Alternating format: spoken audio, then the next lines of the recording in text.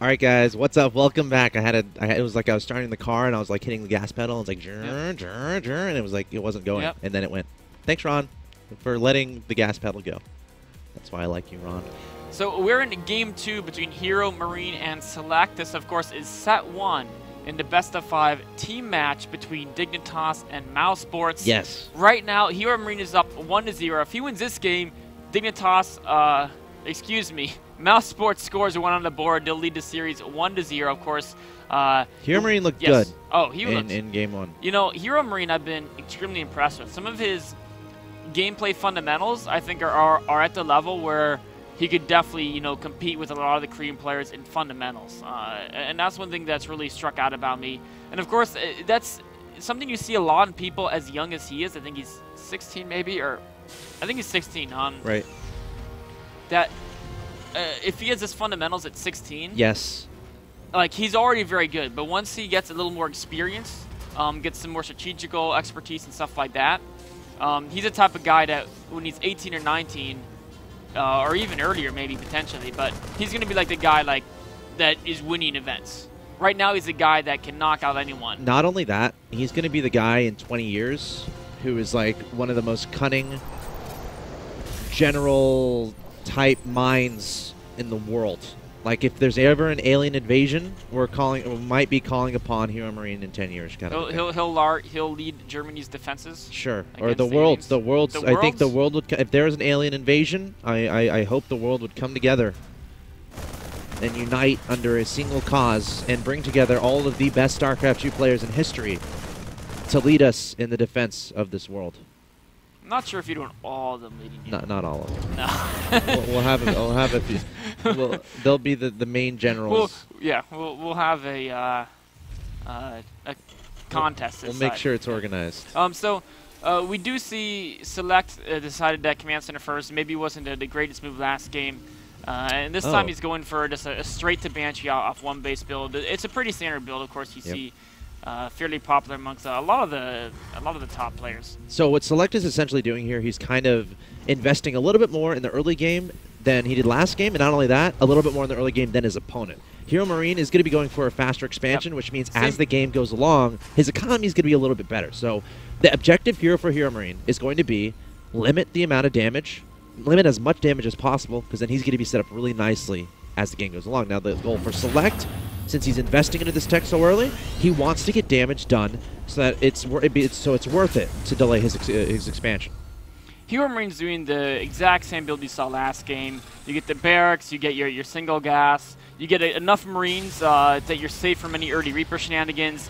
Meanwhile, you get your command center, and then after that command center started, you get the factory and a reactor, so you can add in those Hellions as soon as possible. We do have a Cloak Banshee coming up, so this is a pretty sizable commitment from Select. It's not just ordinary Banshees, it's Banshees with Cloak, and he's getting a reactor on his factory as well, so we could see this turn into even a one-base push. Typically, people get the command center around now if they weren't really going to focus on following this up with a push, but it also is, you know, you can see it both ways. Sometimes Cloak Banshee and this expansion and just harass, and sometimes it's Cloak Banshee into Marine tank push, which we may see here. It's going to reactor out Marines. If this is a tech lab, no tech lab. So command center, yep. Okay. So that's just one of those decisions you make. Getting the tech lab a little bit later after that command center. Now he's going to send that Banshee across the map. Is Heromarine going to be prepared for this? Well, he does have a Viking on the way. There's no eBay. He could easily get a Raven in, if he wanted to. I think he's definitely thinking Banshee's a possibility. He has a Marine Viking squadron ready to receive it. Of course, Cloak could be a problem. He has one scan available, now 2 more available in about 20 seconds, so it's not too bad. Here comes the first Banshee. Okay, Cloaking up first. He's going to try to sneak in some SCV kills. Going to see those Marines actually going to start trying to take them out. Again, not a lot of anti-air here. He's going to try to back away. Scan goes down. Can he get away in time? The Viking trying to get the shots up, but no, the Banshee gets out. He's going to wrap around and come in again, already forcing a scan out of his opponent. And that's pretty important. Ideally, you make him... Oh, my God. If he actually gets out of the yeah, that would have been insane. Yeah. Ideally, you force 2 scans per Banshee. And like I said, right, he used 2. He only has 1 left now. So the second Banshee could potentially do a lot of damage. Now, Select didn't really get the second Banshee for quite a while. Instead, he got a Raven after that first Banshee. And in fact, that ends up being the right call because Heromarine got a Raven of his own, so he wouldn't have even needed scans at a certain point. So overall, I think Heromarine happy at the openings. He's going for Cloak himself. He's like, you know what? That Invisible Banshee looked freaking cool. I want to do that too. Will this delayed Cloak Banshee work out? Yeah, sometimes it can't, even though there is a Raven. Yeah. I mean, if the Raven's a supporting attack, your Cloak Banshee pops up, or if you kill the Raven, remember he does have a Viking and Marines out, he has air control, so this Raven of Selects is very vulnerable. There's nothing else in air to accompany it. Here comes that Viking. A lot of Hellions, too. I don't know if Select has enough to deal with this. His Seachank has got to do some work here. Backing up the Marines again, trying to spread out to mitigate that splash damage effectiveness out of the Hellions. And Select is going to be just fine for now, laying down the auto turret. Also, making the tank into siege mode. Heromarine trying to decide if he wants to engage this. Yeah, I mean, Heromarine definitely has a stronger army, but the setup with the auto turret there in front, it can take a lot of damage, especially from the Hellions. If you're not super on top of your control, it'll soak up so much Hellion damage, and the Marines can get damage. Here he goes. Heromarine deploying an auto turret, coming in with the Ravens. The Hellions trying to sweep in from the left-hand side. Again, trying to get those Marines to line up so they can get that splash damage done. Tank doing a decent amount of damage from the back, but Heromarine, with the great spread, he's going to clean this up. And not only that, he's up 85 to 51 in supply. That push, the clash of build orders here going so far into Heromarines' favor once again. Yeah, it was kind of a strange decision to do that push against an opponent with that many Hellions. I think Select realized that when he got there, but you can't run away, so he just sieges up, tried to hold the position, but now a very smart move, evacuating natural. He has the wall, and he should be okay for now, but remember, his Raven died in that battle. Without the Raven, what does he have to answer this Cloak Banshee? Do you think this has to do with the difference between the EU server and the NA server as far as the clash in styles? Well, Select pretty much only plays on Korea. Oh, okay, fair enough. Yeah, I mean, he's in Korea right now. Oh, is he? Okay. See, I didn't even know that. Okay. Yeah, he's in Korea right now, and he plays pretty much exclusively on the Korean server. I mean, very little on. He plays on NA too, but he's mostly Korean practice. I think, honestly, Heromarine just played a much stronger game.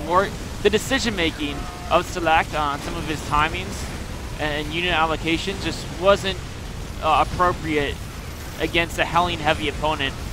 And you know what? He even landed at barracks right next to the Select's mineral line. That's kind of. She should make like a Reaper there or something for fun.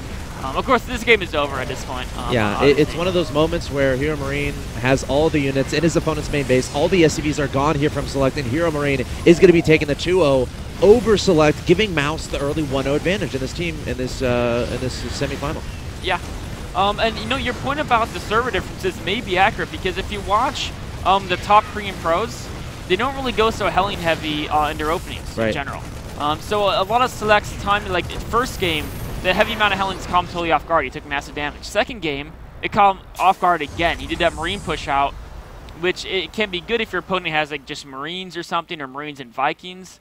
But it's terrible against an opponent who has a lot of Hellions like Heromarine does, because they build so fast that early in the game, Hellions kind of beat everything in a certain time, just because you can have so much more out than your opponent.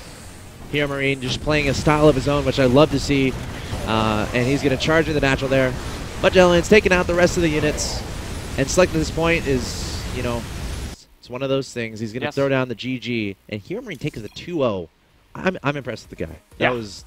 Those are pretty cool games. Very, very, very solid play by Heromarine. Totally dismantling Select. Yep. So that's going to be a 1-0 for Mouse Sports right now over Dignitas, of course. Do we know what's next? Yes, so here we go. The next match is going to be Bling versus Hope.